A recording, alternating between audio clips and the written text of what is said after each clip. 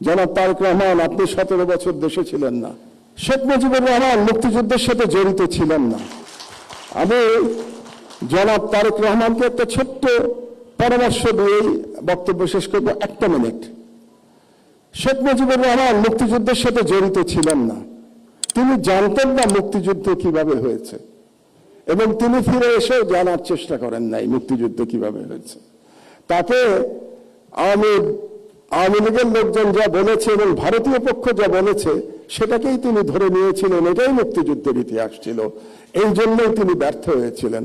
জনাব তারেক রহমান, আপনি 17 বছর দেশে ছিলেন না, আপনি জানেন না এখানে কি হয়েছে। আপনার বিশিষ্ট লোকজন আপনাকে যা বলেছে এটাই আপনি শুনেছেন, এবং এখন যারা মিডিয়ার নতুন বন্ধুরা আপনাকে যেটা বলছে সেটাই আপনি শুনছেন, এবং সেটাই আপনি মনে করছেন এটাই বাংলাদেশের 17 বছরের ইতিহাস। বাংলাদেশের 17 বছরের ইতিহাস এটা না। সেই ইতিহাস আমি বর্ণনা করব ভবিষ্যতে যদি আপনি এরকম কোন অনুষ্ঠানের আয়োজন করেন এবং সেই অনুষ্ঠানে আমাকে 15 মিনিট সময় দেন, তাহলে বাংলাদেশের মিডিয়ার ইতিহাস 50 বছরের ইতিহাস আমি বর্ণনা করব।